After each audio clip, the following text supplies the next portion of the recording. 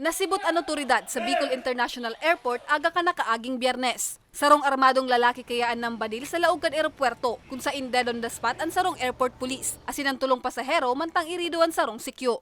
Sa video ngini mahihiling pa ang pagdulag asin ang pagtago sa CR kan sospechado. Mataod-taod pa sunod-sunod nang nag-arabutan ng iba pang puwersa kan gobyerno. Tulos na nagkasarning checkpoint ang Daraga MPS, 2nd PMFC asin ang 31st Infantry Battalion. Nag-deploy man ang Aviation Security Unit 5 din K9, ngani masyerto na mayong nakatanom na bomba sa palibot kan eropuerto.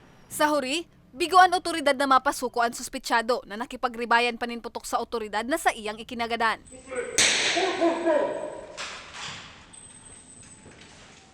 Sigon kay Police Major Sherwin Sumido, ang pamayo kan PNP Aviation Security Unit 5, parte inikan sa indang simulation exercise sa Response to Active Shooting Incident o RASI. Pigigibo ninda ang CIMEX bilang pagpreparar sa siring na insidente sa laog kan BIA. In kaso man kaya daamay magbungkaras na siring na emerhensya, mas preparado sinda asindakol na buhay ang mapuprotehiran.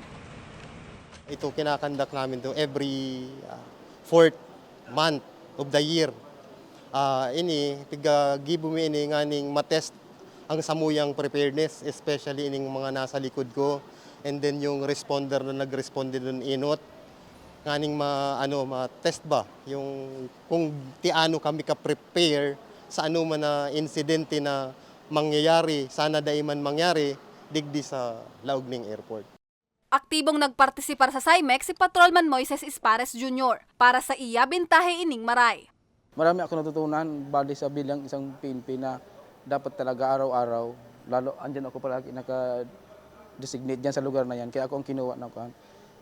Palagi talaga dapat kumbaga ready in war. Parang palagi ka ready kahit anong maging cautious, pagmasdan lahat ng nagagalaw kasi hindi mo alam, nasa tabi mo na pala ang kalaban mo. Dakula man ang pasasalamat asin apresyasyon kan pamayo kan BIA na liwat na nagkaigwanin siring na aktibidad sa indang eropuerto. Sa part ng management ng Civil Aviation Authority of the Philippines, Bicol International Airport, yung mga ganitong activity na kinakandak ng ating police is very helpful no sa smooth at sa safe, secure na operation ng paliparan. Mientras tanto, liwat na makondusir nin CIMEX sa Bicol International Airport sa maabot na Setyembre. Para sa mga baretang tatak Bicol, Jennifer Pulinar.